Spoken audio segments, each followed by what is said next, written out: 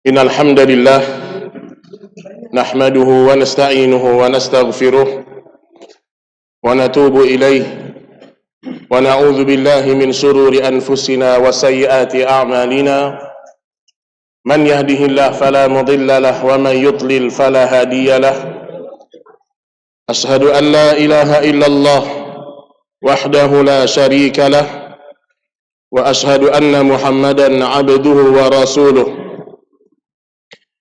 يا أيها الذين آمنوا اتقوا الله حق تقاته ولا تموتن إلا وأنتم مسلمون أما بعد فإن أصدق الحديث كتاب الله وخير الهدي هدي محمد صلى الله عليه وسلم وشر الأمور محدثاتها فإن كل محدثة بدعة وكل بدعة ضلالة wa kulla dhalalatin finnar. Kaum muslimin dan kaum muslimat, Bapak Ibu rahimani wa rahimakumullah. Sehat semua Bapak Ibu?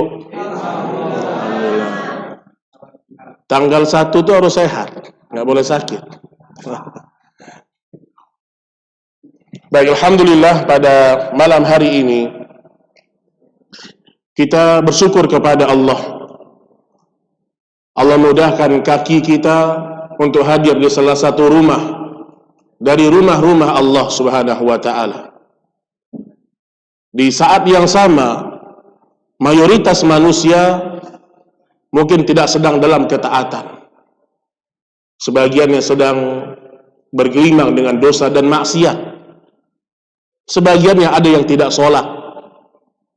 Sebagiannya telinganya ditulikan Allah seperti orang yang tidak mendengarkan suara azan. Tapi dengan kasih sayang Allah, bukan karena kehebatan kita, bukan karena kita hebat kita bisa sholat, bukan, tapi semua karena kekuatan yang diberikan kepada kita dari Allah Subhanahu wa ta'ala. Makanya Nabi Shallallahu Alaihi Wasallam ketika bercerita tentang orang-orang yang soleh, Nabi Shallallahu Alaihi Wasallam mengatakan, "Man yuridillahu bihi khairan yufaqihu fid din."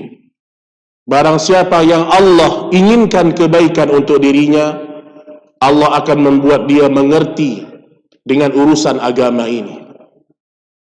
Tidak ada urusan yang lebih penting dalam hidup kita kecuali agama kita. Ibu-ibu perhatikan itu. Tidak ada yang lebih penting dari urusan kita ini. Bertahun-tahun kita hidup lebih daripada agama kita. Tidak ada perjuangan, tidak ada rasa letih yang pantas untuk diberikan maksimal kecuali untuk belajar ilmu agama dan mengamalkan semuanya karena Allah. Baik, pada malam hari ini kita akan membahas satu bab yang sangat penting dari syariat Allah Subhanahu wa ta'ala, yaitu birrul walidain, berbakti kepada kedua orang tua. Baik Bapak Ibu sekalian, ayat-ayat Al-Quran diturunkan kepada kita, dan ayat-ayat itu disebutkan oleh Syekh Muhammad bin Shalih Al-Utsaimin datang dengan perintah yang paling penting, kemudian perintah yang penting setelahnya. Artinya kalau ada perintah Allah, ada 10 perintah Allah, maka yang paling penting Allah sebutkan pertama kali. Dalam surah Al-Isra, Allah Subhanahu wa ta'ala berfirman, "Wa qada rabbuka alla ta'budu illa iyyah."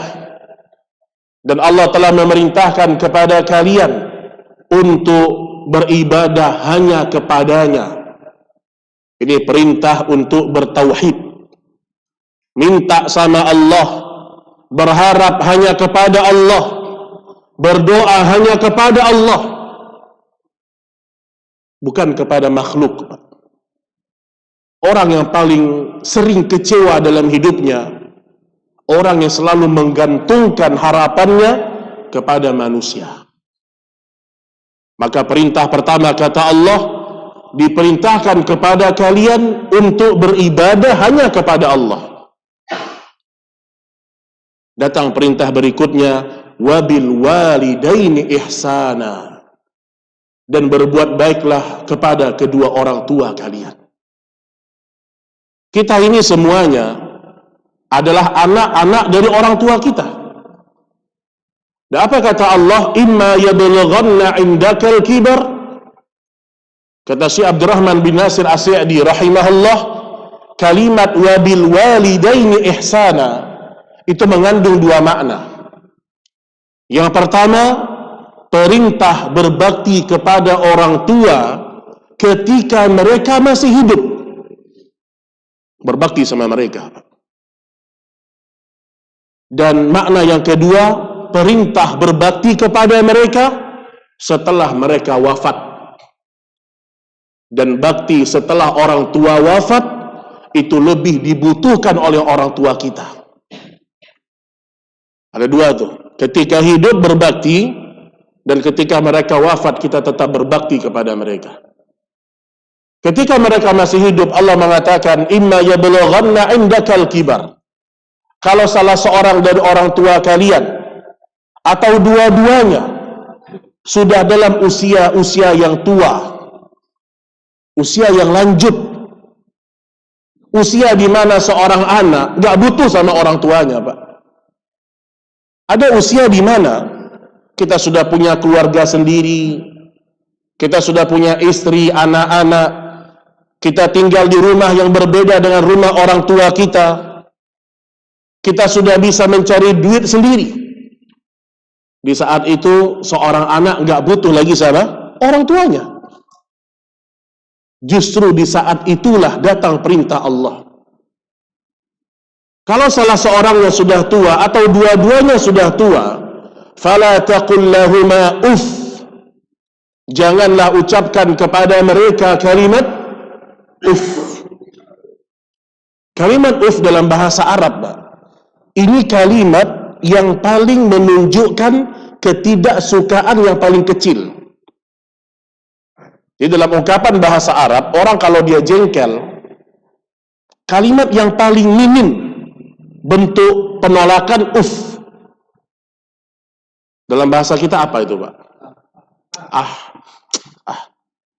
Itu mendoceh atau mendoceh, nah. Apa ini gitu? Itu sudah cukup dikatakan kita bermaksiat sama orang tua, durhaka. Maka Allah mengatakan, fala taqul lahuma uff wala tanharhuma. Jangan ucapkan uff kepada mereka, kepada mereka. Dan janganlah kalian teriak-teriak di hadapan mereka. Wa qul lahuma qawlan karima, dan ucapkanlah kalimat yang paling mulia kepada mereka. Nah, kata para ulama tafsir, bentuk bakti yang pertama ketika mereka masih hidup dari sisi lisan. Kita bicara sama orang tua lemah lembut, tidak teriak-teriak. Ini sekarang anak-anak muda ini luar biasa, gak ada penghormatan sebagian sama orang tuanya, Pak. Ini anak-anak zaman sekarang, umur-umur 20, anak-anak SMA, gak ada hormat sama orang tua. Apalagi sama orang tua orang lain. Makanya Allah mengatakan, fala taqul lahuma uff wala tanharhuma wa qul lahuma qawlan karima. Ucapkanlah kalimat yang lemah lembut kepada mereka. Nah, Bapak Ibu sekalian, ada seorang yang datang kepada Abdullah bin Abbas. Laki-laki ini disebutkan dalam kitab Adabul Mufrad, dia sudah membunuh seorang wanita. Disebutkan dia melamar wanita tersebut, ternyata ditolak. Dia marah, dia jengkel, dibunuhnya perempuan itu. Kemudian dia mau taubat, mau dia kembali sama Allah. Maka dia bertemu dengan Abdullah bin Abbas. Siapa Abdullah bin Abbas ini?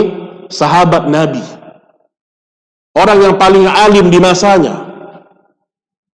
Maka dia mengatakan, wahai Ibnu Abbas, aku telah membunuh jiwa yang diharamkan Allah.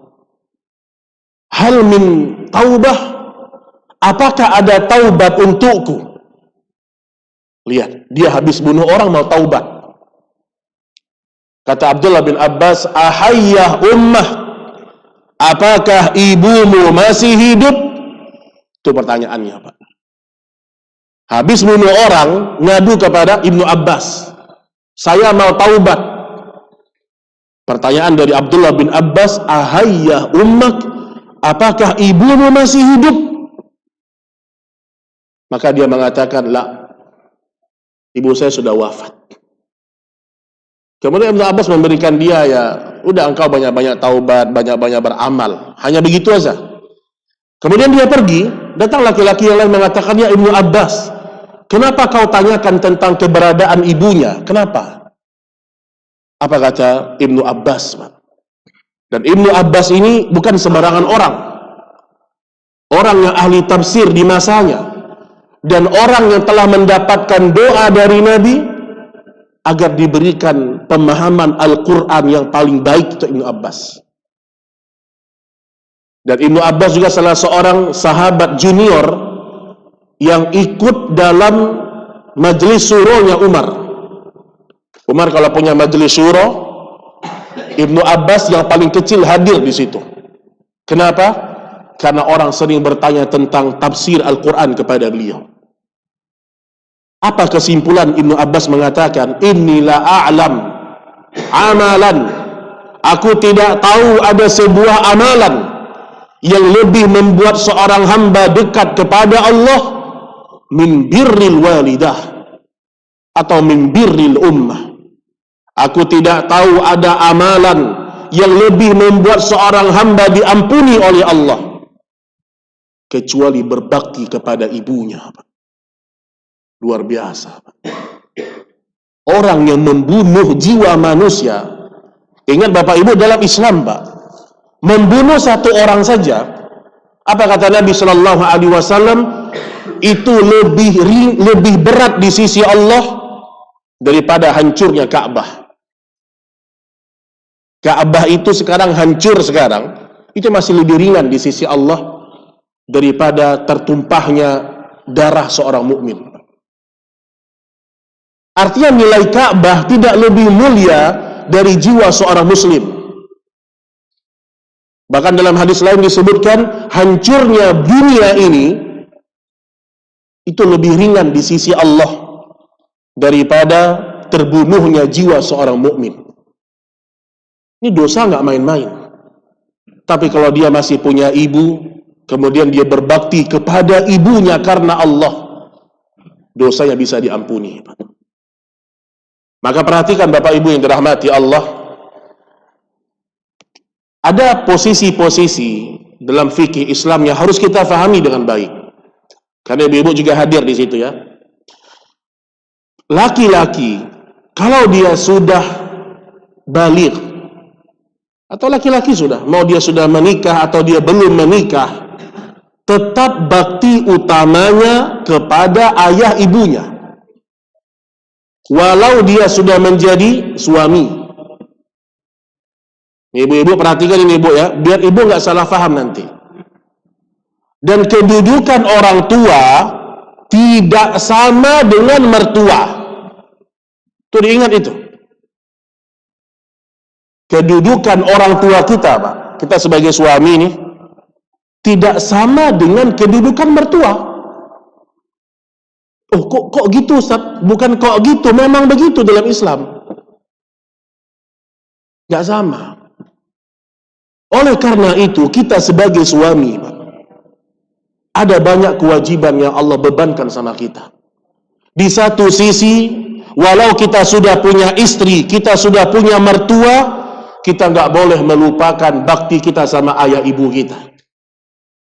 Maka sering saya katakan, tidak ada istri yang lebih durhaka kepada suaminya, melainkan istri yang membuat suaminya tidak bisa berbakti sama ibu kandungnya. Ibu-ibu perhatikan yang di belakang, Bu. Jangan sampai ibu-ibu menjadi istri yang membuat suami ibu tidak bisa bakti sama ayah ibunya. Banyak begitu, Pak. Sebelum menikah sama ayahnya kirim duit terus. Sebelum menikah sama ibunya teleponan terus. Setelah menikah, jangankan kirim uang untuk ayah ibunya, Pak. Nelpon sudah jarang. Terkadang itu pengaruh istri loh. Kok kamu kirim uang untuk ayah kamu terus, Mas? Kok. Ini istri yang durhaka ini, Pak. Dan kita sebagai laki-laki jangan mau ikut. Kita pemimpin keluarga. Makanya Allah mengatakan ar-rijalu qawwamuna 'alan nisa. Laki-laki itu pemimpin dalam rumah tangganya. Makanya perhatikan ya. Walaupun kita sudah menjadi seorang suami, tetap ibu kita nomor satu. Tetap. Istri tetap kita nafkahi, anak kita nafkahi, tapi ibu number one. Kalau punya pasangan yang menghalangi kita berbakti sama ibunya, nasehatin, gak mau, ceraikan. Agama ini gak main-main, Pak.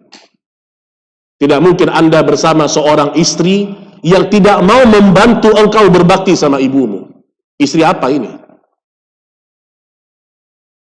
Ustadz ini nyuruh cerai-cerai, gimana nih Ustadz? Ingat, Bapak Ibu, kisah Nabi Ibrahim dan Ismail. Ibrahim udah lama gak jumpa sama Ismail. Akhirnya Ibrahim pun pergi bertamu ke rumah Ismail, anaknya ini. Dan pada waktu itu Ismail gak ada di rumah. Maka datanglah Ibrahim dan dia berjumpa dengan menantunya. Dia jumpa sama menantunya.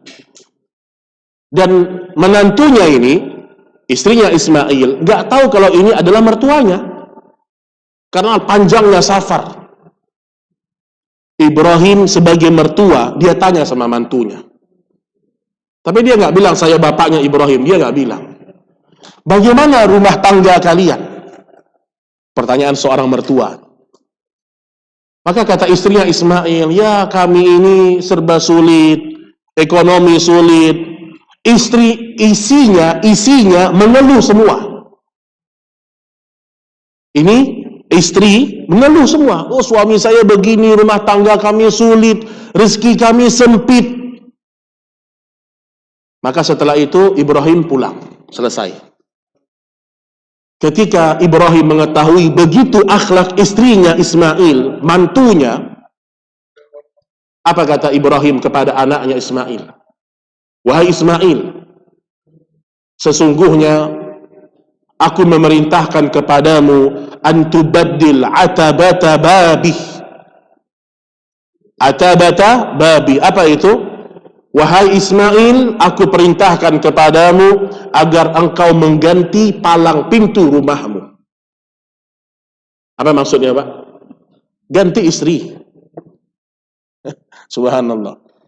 Apa kata para ulama? Apakah istrinya Ismail berzina? Enggak. Apakah istrinya Ismail melakukan kezaliman yang besar? Tidak. Istrinya hanya tidak bersyukur. Itu sudah cukup membuat Ibrahim untuk menyuruh anaknya cerai. Kenapa? Orang yang tidak bersyukur ke depannya akan makin kufur kepada Allah. Akhirnya Ismail ceraikan istrinya.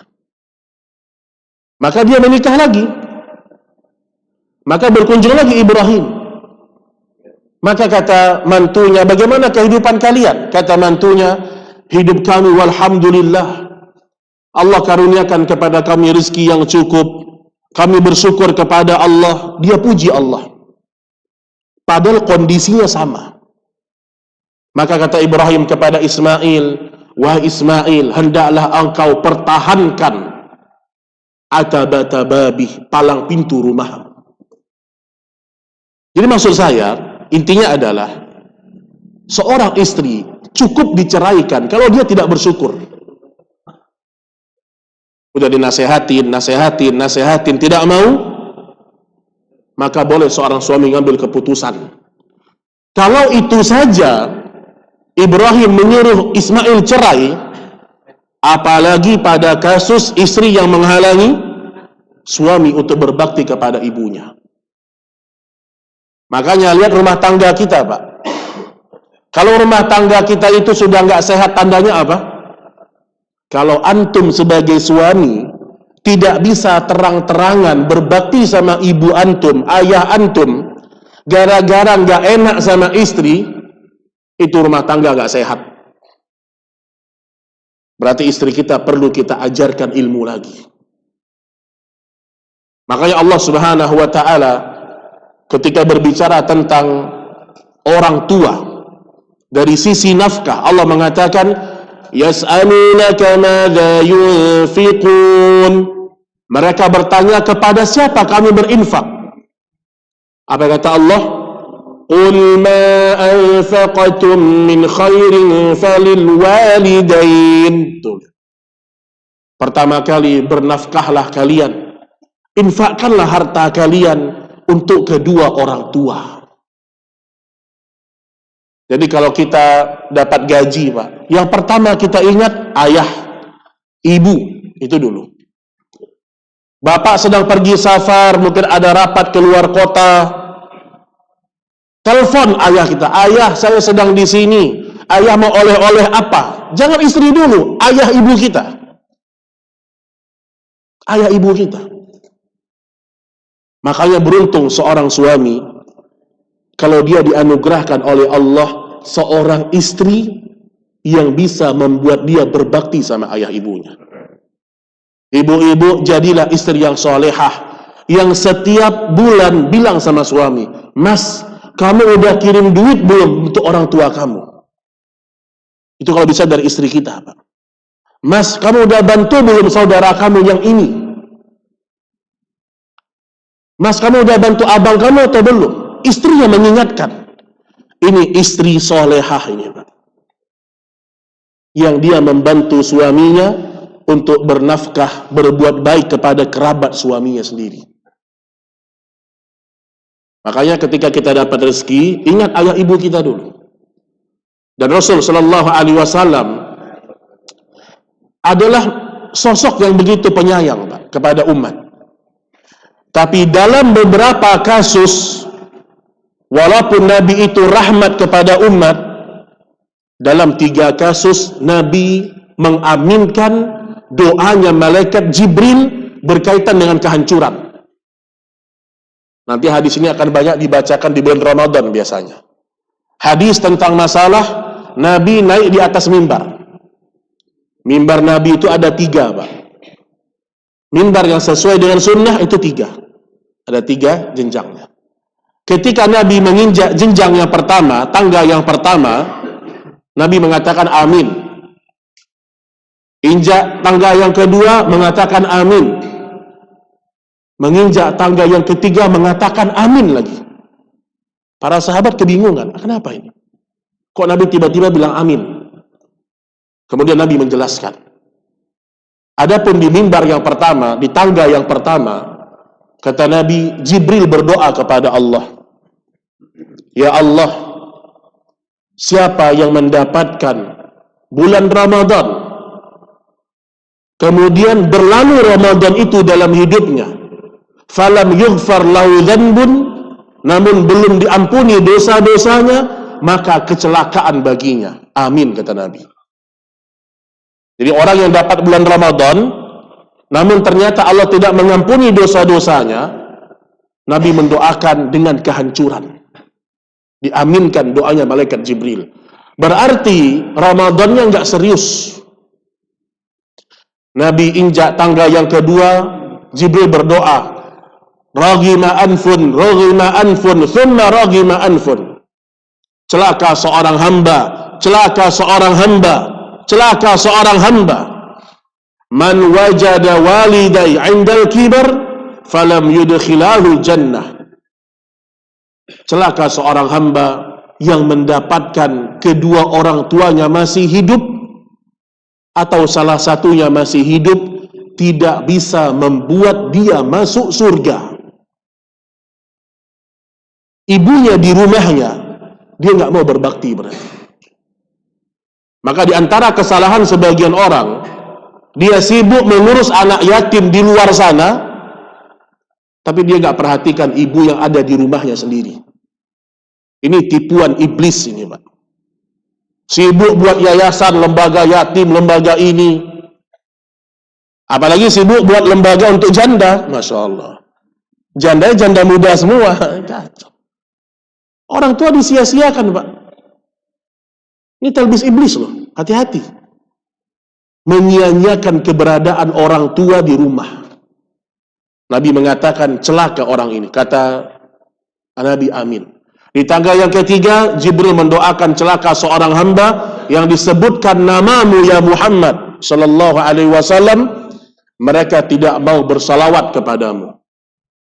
Maka Bapak Ibu setiap dengar nama Nabi Muhammad, kita bersalawat sallallahu alaihi wasallam. Jadi jangan main-main, Pak. Orang yang tidak berbakti sama orang tuanya, hidupnya hancur. Itu sudah pasti. Tidak ada sejarahnya orang yang menyia-nyiakan orang tuanya hidupnya tenang, tidak ada. Ini ketika orang tua itu masih hidup, kita muliakan, kita hormati, kita tanya kabarnya. Di sini rata-rata udah pada berumur ya. Kalau perlu ini untuk anak-anak muda sebenarnya nih. Suruh mereka berbakti sama ayah ibunya. Bahkan di masa Nabi, perhatikan Bapak Ibu. Ada kasus seorang anak, orang tuanya ini suka ngambil duitnya dia. Dia ambil duit anaknya, besok ambil lagi duit anaknya, tanpa sepengetahuan anaknya, tanpa izin maksudnya. Akhirnya ketahuan. Maka anak ini mengadu sama Nabi. Ya Rasulullah, ayah saya mengambil harta saya tanpa izin. Sambil dalam kondisi jengkel anak laki-laki ini. Maka kata Nabi Shallallahu Alaihi Wasallam, anta wa maluka li abik.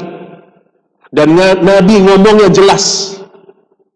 Dan di antara kesesatan dalam memahami agama, omongan Nabi yang sudah jelas, kemudian seakan-akan ditafsirkan terlalu jauh. Nggak boleh, teman. Nabi kalau sudah ngomong jelas, itulah maknanya. Kata Nabi apa?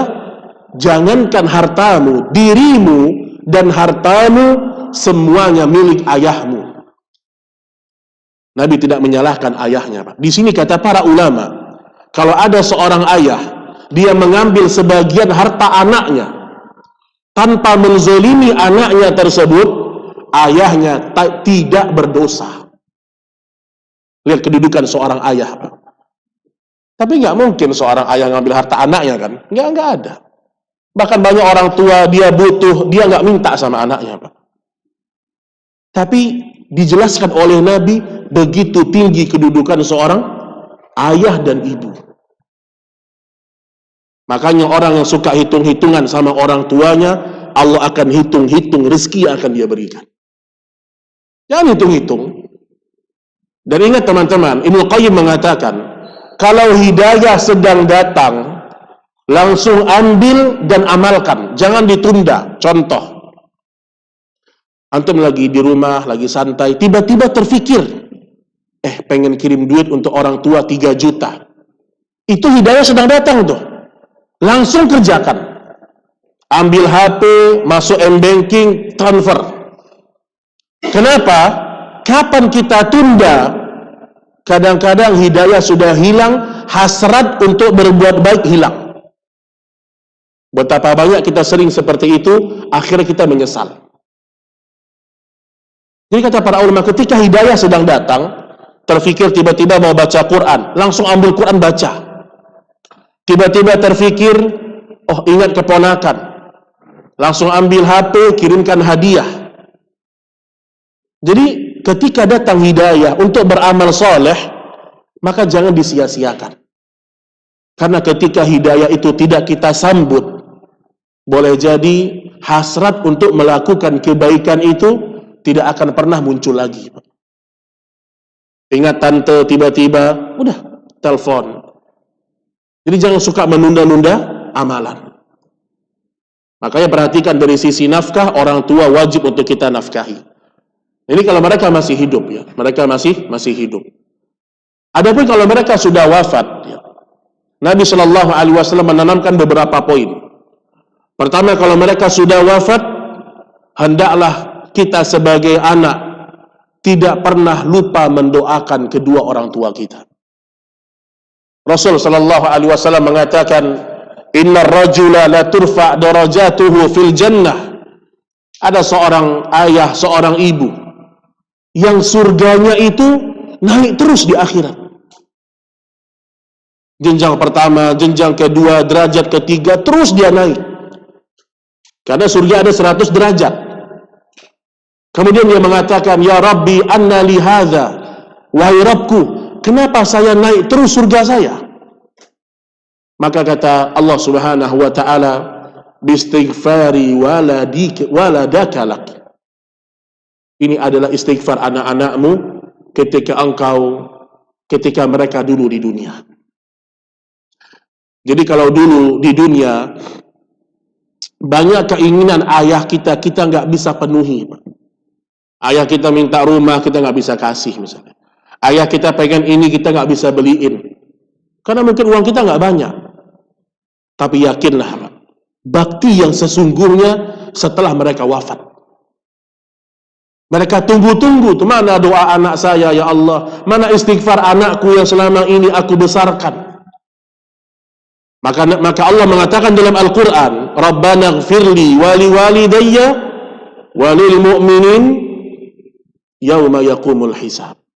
Ya Allah, ampunilah dosaku dan dosa kedua orang tuaku dan dosa seluruh orang-orang yang beriman di hari ditegakkannya perhitungan amalan. Jangan lupa ketika sujud doakan untuk orang tua. Tiba-tiba kangen sama ayah, sama ibu, istighfar untuk mereka. Rabbi gfirli wali walidayya warhamhuma kama rabbayani shaghira. Antara azan dengan iqamat, doa untuk dia. Ketika sedang safar, ada doa mustajab, doa untuk dia. Ketika mau berbuka puasa atau di hari-hari kita puasa, doa untuk kedua orang tua. Terus doakan, Pak. Sampai Ibnu Qayyim dalam kitab Fawaidul Fawaid, beliau mengatakan, orang-orang yang mendoakan orang tuanya yang sudah wafat, mungkin baginya itu sepele, tapi efek yang dirasakan oleh orang tua yang sudah wafat itu di alam barzakh sungguh luar biasa. Kita mungkin sepele, kita mengatakan Rabbi gfirli wali walidayya. Kalau kita ikhlas, itu efeknya ke orang tua kita dahsyat, Pak.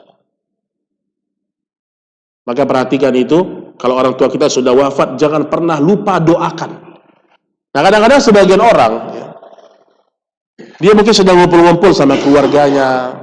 Mungkin biasa hari Idul Fitr ngumpul, yang biasanya ada ibu di situ, dan nggak ada lagi ibu misalnya. Sebagian orang hanya kenang-kenangan yang tidak ada nilainya, Pak. Ngobrol mereka, oh coba kalau ada ibu sekarang ya. Oh kangen dulu ibu suka makan ini. Oh dulu ayah suka beli ini. Sekedar kangen nggak bermanfaat untuk ayah ibu kita di akhirat. Maka ketika kita ingat, oh dulu ayah saya suka makan ini, langsung kita doakan Rabbi gfirli wali walidayya. Kita lihat fotonya, kita rindu Rabbi gfirli wali walidayya warhamhuma kama rabbayani shaghira. Karena itu yang bermanfaat. Sebagian anak tidak mengerti cara berbakti. Apa yang dia lakukan? Dia ambil foto ibunya, dipajang di dinding, dihias bagus-bagus. Setiap lihat foto ayah ibunya, dia nangis. Tapi dia nggak pernah mengucapkan Rabbi gfirli wali walidayya, nggak pernah. Cuman kenangan-kenangan yang sifatnya duniawi, Pak. Ini nggak bermanfaat. Sebagian anak dia perbagus makam orang tuanya. Dicantikkan keramiknya, dicantikkan nisannya, mahal. Sebagian lagi dipasangkan payung di atasnya. Kalau perlu ada wifi di nggak bermanfaat untuk ayah ibu kita, Pak. Tapi yang mereka tunggu doa, maka doa untuk mereka. Kemudian yang kedua, termasuk bakti kepada orang tua yang sudah wafat, kita diperintahkan untuk menjalin hubungan tali silaturahim. Kunjungi abangnya, paman kita, bibi kita, keluarga dari orang tua kita kunjungi. Itu bentuk bakti kita kepada mereka yang sudah wafat. Dan yang paling terpenting, kita berusaha untuk meneruskan kebaikan-kebaikan orang tua kita. Misal dulu orang tua kita pernah mengurus sebuah masjid, ada jejak-jejak kebaikan dia di sana, kita sebagai anak kita terusin. Mungkin orang tua kita punya majelis taklim yang dia bangun, punya sekolah, atau apalah. Kita sebagai anak berusaha meneruskan jejak-jejak kebaikannya. Itu bagian dari pahala-pahala jariyah. Baik Bapak Ibu yang dirahmati Allah Subhanahu wa taala, ada satu hal juga yang penting kita fahami, bahwasanya bagi seorang wanita, ini wanita perlu tahu, seorang wanita kalau dia belum menikah, ibu-ibu perhatikan ya, kalau dia belum menikah, bakti nomor satunya ibu dan ayahnya. Kalau dia belum menikah. Tapi kalau dia sudah menikah, kemudian wali nikahnya menyerahkan anaknya kepada suami. Kita sebagai ayah nih, sebagai wali nikah anak perempuan kita sudah serahkan kepada suaminya. Maka di saat itu, bakti seorang anak perempuan atau seorang wanita berpindah kepada suaminya. Berpindah kepada suaminya. Sampai Nabi sallallahu alaihi wasallam mengatakan, "Ittala'tu ilal jannah fara'aitu aktsara ahliha al-fuqara." Aku masuk ke dalam surga Allah, kebanyakan penghuninya orang-orang miskin. Penghuni surga itu kebanyakan orang miskin. Kenapa? Karena orang-orang miskin itu ya sedikit hisapnya. Orang miskin yang bermaksiat juga ada, tapi tidak sehebat orang kaya. Ada dosa-dosa yang orang miskin nggak bisa lakukan. Wattala'tu ilan nar fara'aitu aktsara ahliya al-aghniya wan nisa. Dan aku melihat ke dalam api neraka dan kebanyakan penghuninya adalah orang-orang kaya dan para wanita. Yang suka protes itu orang kaya, Pak. Yang suka belagu, sombong, nggak mau kajian di masjid itu orang kaya. Yang suka ngatur-ngatur ustaz itu siapa? Orang kaya. Orang kaya. Orang kaya yang soleh juga ada, tapi lebih banyak mereka diuji dengan kekayaan nggak sanggup. Akhirnya mereka menolak kebenaran.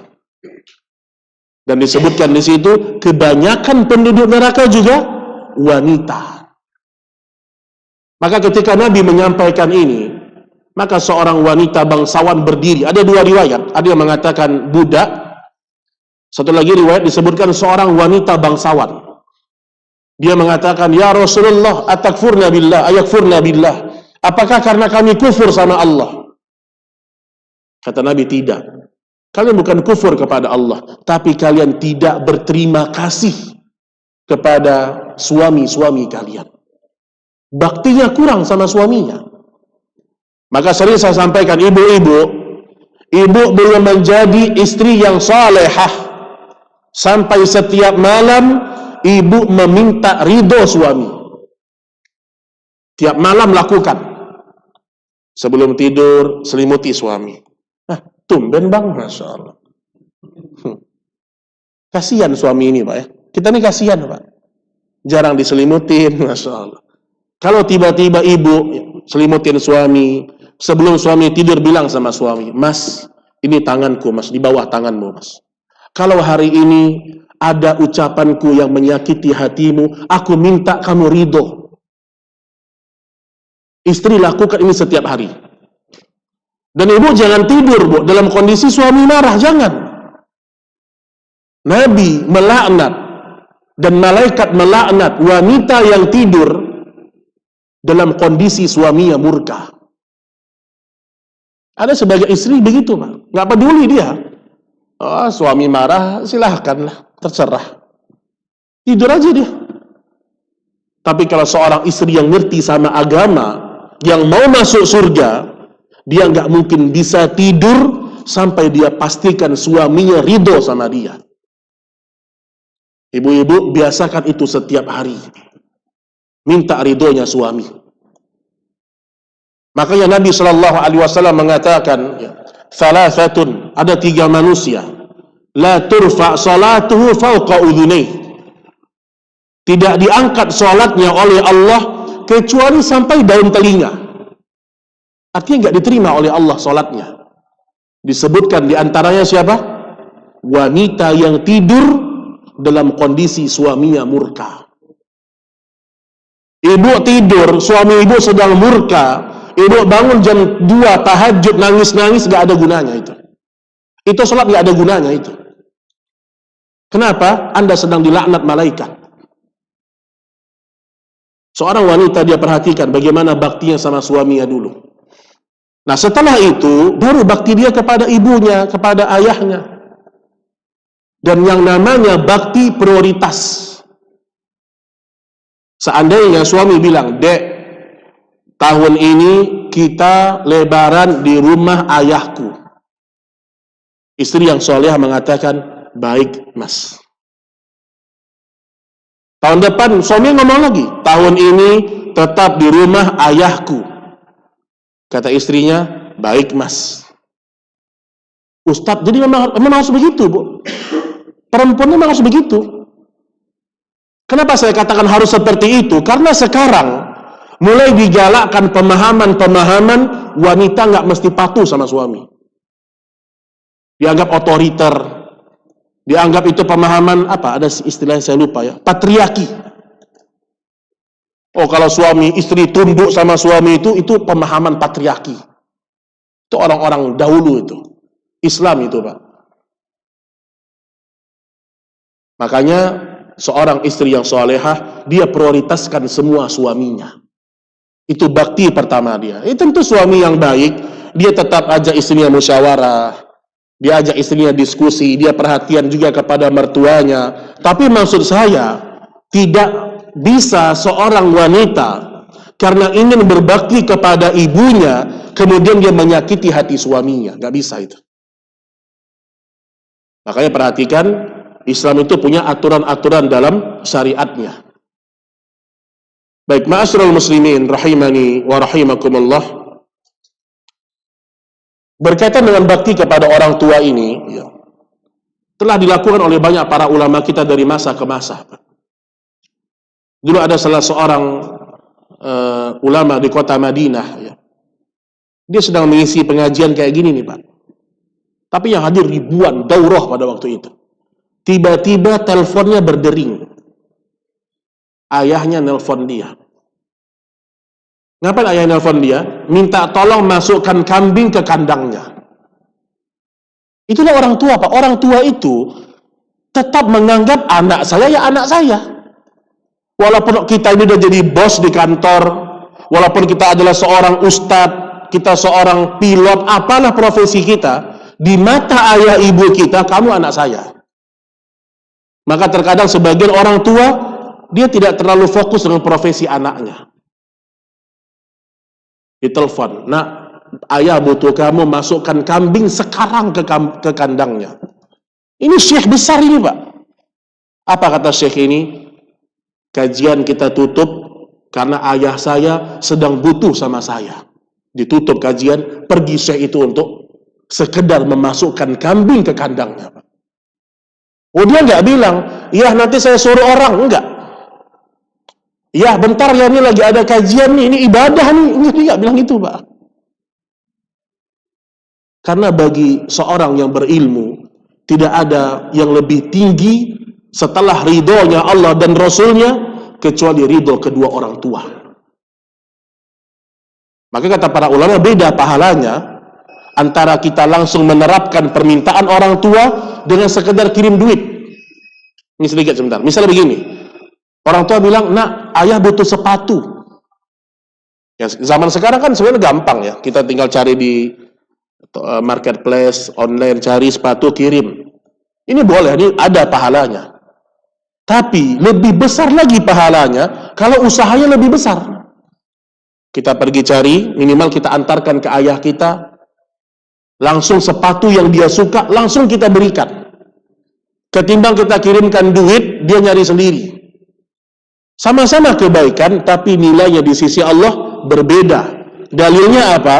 Dulu Abu Bakar ketika mau ikut perang Badar, memberikan ontanya kepada Nabi. Ya Rasulullah, pakai onta ini untuk jihad di perang Badar. Kata Nabi, tidak. Jual kepada saya akan beli, wahai Abu Bakar. Kata para ulama apa? Perang Badar ini pahalanya besar. Nabi ingin memakai semua fasilitas murni dari hartanya. Murni dari hartanya. Maka seorang dai seperti itu. Oh, dia butuh kamera, dia butuh apa? Dari duit dia beli. Bukan donasi terus, setiap hari donasi terus, Pak. Itu beda pahalanya loh. Ada ustadz nih, dia butuh, entah mungkin tim-tim, dia ambil dari uang dia sendiri. Kamera dia yang beli dari harta dia. Orang dia yang bayar dari harta dia. Itu berbeda dengan dia terima donasi dari orang. Walaupun dua-duanya boleh, tapi yang satu itu lebih tinggi pahalanya. Karena Nabi tidak mau menerima pemberiannya Abu Bakar ketika Abu Bakar memberikan onta. Dibeli sama Nabi SAW. Baik, sebagaimana info dari panitia, setelah sholat isya kita lanjutkan sedikit dengan tanya jawab. Ya, wassallallahu ala nabiyina Muhammad. Subhanakallahumma wa bihamdik asyhadu an la astaghfiruka wa atubu ilaik. Assalamualaikum warahmatullahi wabarakatuh.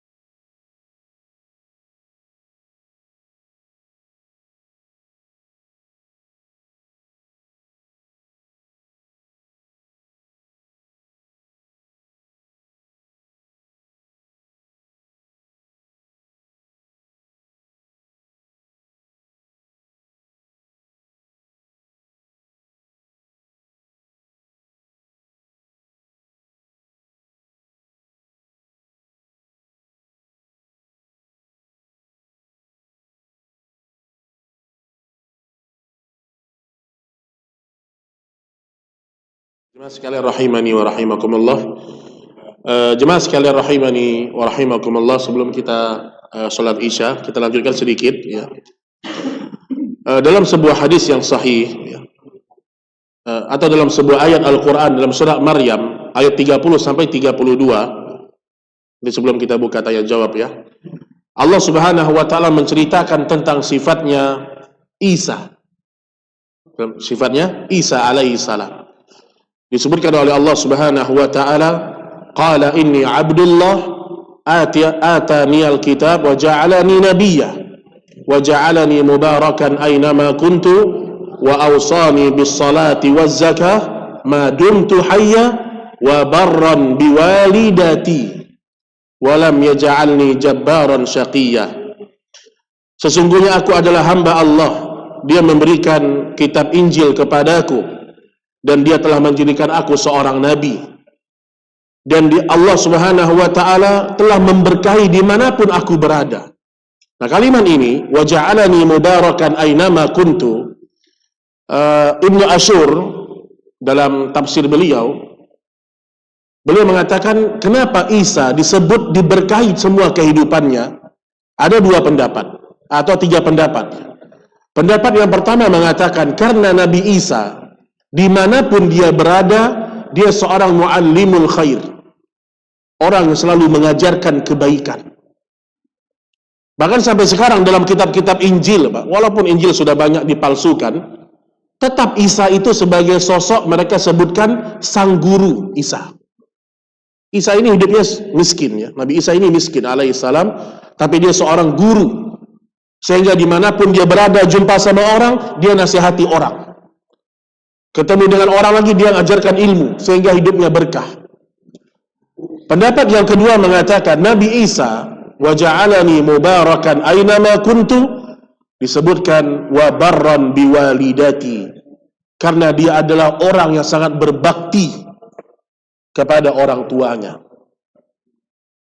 Dan yang ketiga disebutkan walam yaj'alni jabbaran syaqiyya, dan Allah tidak menjadikanku seorang yang sombong lagi celaka.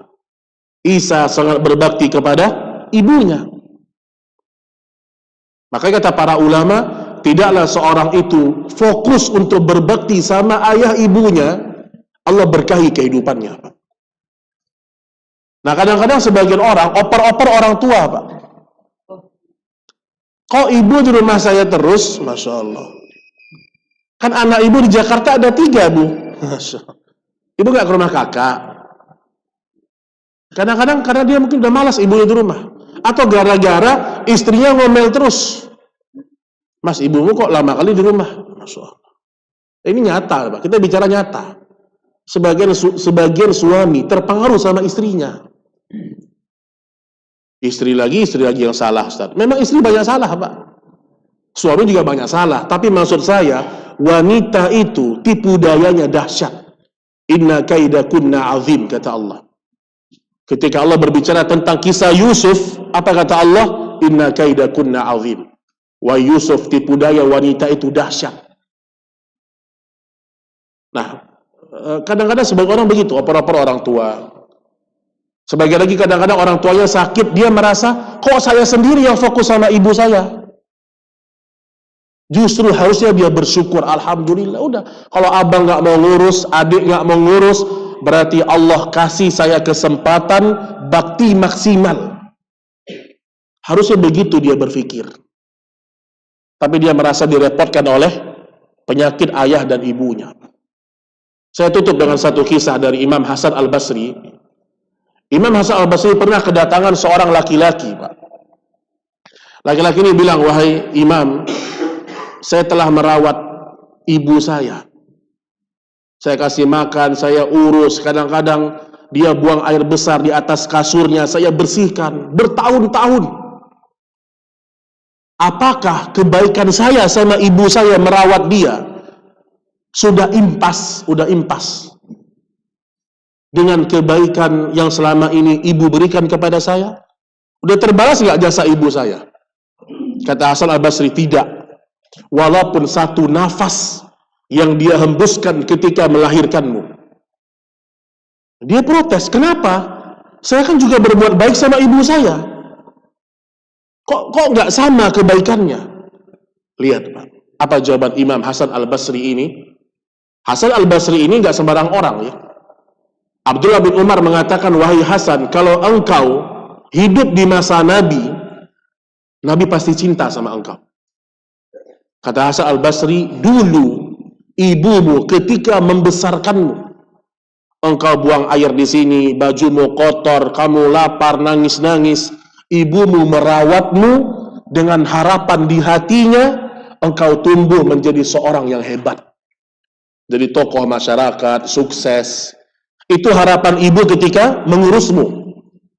Adapun engkau sekarang mengurus juga ibumu, tapi dengan harapan supaya urusan ini cepat selesai. Beda niat ya atau tidak Pak? Beda niat. Kapan? Sampai kapan saya ngurus ayah? Diurusnya juga, tapi ada perasaan di hatinya dongkol. Beda dengan ibu kita dulu. Ibu kita membersihkan kotoran kita, cebokin kita, ada harapan besar di hatinya itu.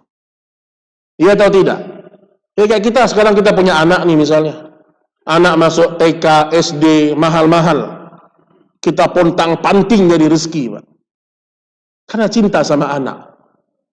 Tapi belum tentu besok anak kita ngurus kita, niatnya sama. Tetap kita diurus, tapi tidak sama. Bahkan sebagian anak mungkin dia merasa, sampai kapan saya ngurus ayah saya? Udah stroke 10 tahun, masa saya terus? Masya Allah. Dan ingat, poin terakhir, ini terakhir nih. Berbakti kepada orang tua bukan karena orang tua itu pernah ngurus kita. Inilah agama, Pak. Allah ketika menceritakan tentang kewajiban berbakti kepada ibu, Allah tidak mengatakan karena ibumu itu menyekolahkanmu, karena ibumu ini orang soleh, enggak. Allah mengatakan apa? Wa hamluhu wa fisaluhu. Ibumu telah mengandungmu, kemudian melahirkanmu, kemudian menyusukanmu. Kata para ulama, seandainya ada seorang ibu, anaknya lahir kemudian ditelantarkan sama dia, nggak diurusin dia, sampai anak ini besar, tetap anak ini kalau ketemu sama ibu kandungnya, dia wajib berbakti. Kenapa? Karena ibunya telah melahirkan. Di situ poinnya, Pak. Melahirkan kita, itu poinnya. Bukan, oh ibu saya nggak pernah dulu ngurus saya. Enggak. Jadi, kayak gitu saja kita wajib berbakti. Apalagi ibu kita mengurus kita maksimal, menyekolahkan kita, maka lebih besar lagi bakti kita kepada ayah dan ibu kita. Wallahu ta'ala a'lam bissawab. Mungkin sebelum kita akhiri, kalau ada pertanyaan, singkat saja dipersilakan Bapak Ibu sekalian. Baik, ada pertanyaan? Silahkan. Ya, silahkan Pak. Kita Ya. orang bapaknya mencuri uang anak. Setelah ketahuan, mungkin terhadap tahu agama tidak akan menemukan. Biar dengar ke sebelah. Oh iya. Waalaikumsalam.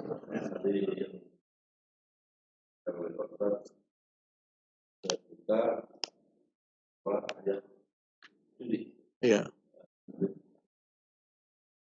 Kalau saya tahu, oh judi. Iya. Judi kalau kita bayar infak masjid. Maksudnya. Ternyata pinjol. Wah, ini kasus beda ini. Malah kasus tabung ayam ya. Anaknya, ayahnya, bapaknya, ya bapaknya. Apakah kita boleh ngomong atau istilahnya Ya, baik. itu atau kita untuk mata gitu. Baik, masya Allah. Barakallahu fiik, Pak. Jazakallahu khair, Pak Dokter. Ini bagus ya dari Pak Dokter yang bertanya ya, masya Allah ya. Ini penting, butuh penjelasan memang ya. Jadi pertama ya, berbakti kepada orang tua itu tidak sama seperti kita tunduk dan patuh sama Allah, beda. Ketundukan kepada Allah itu mutlak. Kalau Allah suruh mutlak. Tapi ketundukan kepada orang tua itu dibatasi oleh syariat. Contoh kayak tadi. Kita disuruh berbakti sama ibu kita, ayah kita, berbuat baik iya. Tapi manakala itu menyeberangi syariat Allah, bertentangan dengan syariat Allah, kita nggak boleh ikut kepada orang tua. Contoh kayak tadi. Ada ayah kita ngambil duit kita. Karena dia tahu nomor PIN ATM kita, Masya Allah. Ini karena kita anak yang berbakti, ATM kita di mana-mana. Diambil sama ayah, diambil 1 juta, diambil 1 juta. Tapi ternyata dia ngambil, bukan untuk kebutuhan dia. Kalau untuk kebutuhan dia, ya alhamdulillah lah, ayah kita, harta kita bermanfaat berarti. Tapi untuk pinjol sana, pinjol sini, na'udzubillah mungkin minum sana, minum sini, zina sana, zina sini. Maka saat itu yang berlaku bukan bakti, tapi berbakti dalam bentuk amal ma'ruf nahi mungkar. Maka kita boleh melarang ayah kita mengambil harta kita. Justru itu menyelamatkan orang tua kita. Kita nggak boleh diam malah, Pak. Nggak boleh kita diam. Kita harus ingat, ayah, afwan ayah, maaf ayah. Bukan saya tidak mau ngasih. Kalau ayah mau yang lain, halal, saya akan usahakan. Tapi kalau ayah pakai untuk ini, saya nggak izinkan. Justru di situ kita berpahala. Tapi kalau kita tutup mata, pura-pura nggak tahu aja deh gitu. Karena nggak enak sama orang tua misalnya, atau karena alasan berbakti, ini tidak benar. Ini bakti yang jahil, bakti yang salah. Sama juga kayak ibu kita, nangis-nangis, nah antarkan ibu ke dukun depan, dukun depan. Karena kata orang kalau pijat di dukun depan cuma dicolek doang sembuh. Ternyata dukunnya ada kesyirikan. Gak boleh kita ngantar ibu kita ke sana. Gak boleh. Karena dalam rangka bermaksiat kepada Allah. Jadi berbakti kepada suami, berbakti kepada ayah, berbakti kepada ibu, sayang kepada anak, itu sifatnya muqayyad. Ada keterkaitan dengan syariat. Kalau dilarang Allah, maka tidak boleh kita melakukannya walaupun dalam rangka berbuat baik. Nggak boleh. Misal, ya, ayah kita nyuruh perbuatan buruk, ibu nyuruh perbuatan buruk, kita nggak boleh ikuti. Ya, itu hal yang berbeda Pak ya. Jadi kalau hal yang untuk seperti itu nggak boleh kita untuk ikuti. Wallahu ta'ala a'lam bissawab. Baik, masih ada jemaah? Atau ibu-ibu ada? Atau ibu mau protes? Silakan Bu. Ya, ya silakan.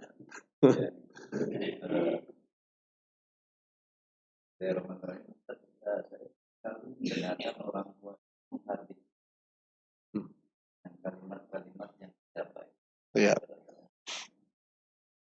Bagaimana kan katanya bagaimana solusi? Iya.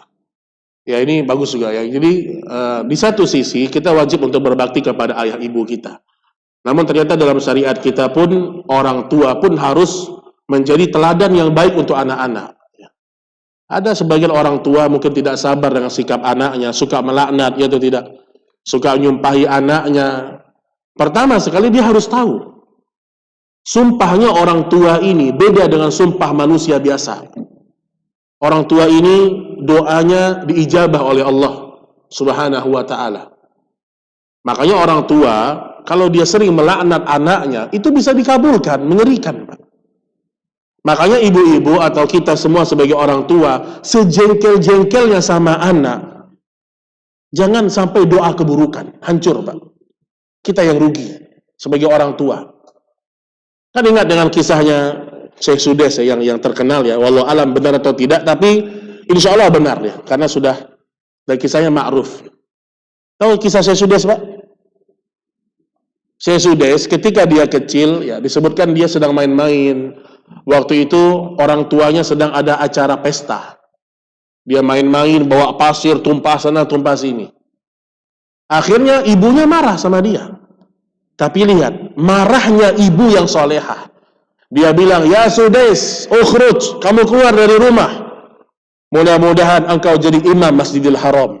Masya Allah. Marahnya aja doa, bayangkan antum. Gimana tulusnya gimana? Makanya ibu-ibu kalau jengkel sama anak, disuruh mandi lama, suruh ini lama, doakan, ya, doakan. Jangan sampai seorang itu melaknat ayah dan ibunya, melaknat anak-anaknya. Ya. Terutama dalam urusan agama, ya, butuh kesabaran. Maka Allah mengatakan wa amur ahlaka bis salati wastabir 'alaiha. Perintahkanlah keluargamu untuk salat dan bersabarlah di atasnya. Jadi kalau ada orang tua yang seperti ini, ya kita yang tahu harus ingatkan. Kalau yang seperti itu adalah abang kita kepada anaknya, atau adik kita kepada anaknya, kita nasihati keluarga kita. Jangan suka melaknat atau menghardi anak-anak. Karena Nabi Shallallahu Alaihi Wasallam telah menceritakan, ya, di antara doa yang mustajab itu doa kedua orang tua.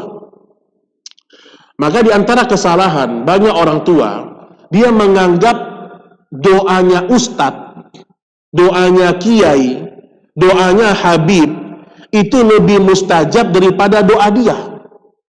Salah, Pak. Doa ibu-ibu nih, ibu-ibu yang di belakang, doa ibu dalam tahajud tulus untuk anak itu lebih didengar Allah daripada doa saya sebagai ustadz, atau doa siapa, syekh, atau doa habib, atau doa kiai. Ibu lebih mustajab doanya. Orang tua lebih tinggi kedudukannya di sisi anak, karena ridhonya orang tua langsung disandingkan dengan ridhonya Allah. Kata Nabi, ridhal walid, ridhonya orang tua ada pada ridhonya Allah. Ridhonya orang tua ada pada ridhonya Allah. Wa sukhtul walid sukhtu Rabb, dan murkanya orang tua ada pada murkanya Allah. Ya, jadi hati-hati dengan kalimat-kalimat hardikan, kalimat-kalimat mendoakan keburukan untuk anak-anak. Jangan, ya. Harus ada yang menasihati orang tua yang kayak gini, Pak, ya. Wallahu taala alam bis-shawab. Baik, mungkin cukup kalau tidak ada lagi pertanyaan, ya. Baik, mudah-mudahan ada ibu-ibu. Ibu-ibu ada yang mau nanya, Bu? Atau mau protes? Nanti kapan-kapan kita buat untuk bapak-bapak, Bu, ya. Ini untuk ibu-ibu malam ini yang poinnya banyak, ya. Baik, mudah-mudahan Allah Subhanahu wa taala berikan kepada kita taufik semuanya, dan semoga Allah menjaga rumah tangga kita, menjaga suami kita, menjaga istri kita, menjaga anak-anak dan orang tua kita. Sebagaimana Allah kumpulkan kita di tempat yang mulia ini, Allah kumpulkan kita kembali di surganya yang paling tinggi, surga Firdaus. Dan semoga Allah kokohkan kaki kita ketika menyeberangi sirat besok di hari kiamat. Allahumma amin. Wa sallallahu ala nabiyyina Muhammad. Subhanakallahumma wa bihamdik, asyhadu an la ilaha illa anta, astaghfiruka wa atubu ilaik. Assalamu alaikum warahmatullahi wabarakatuh. Nanti mau jadi imam.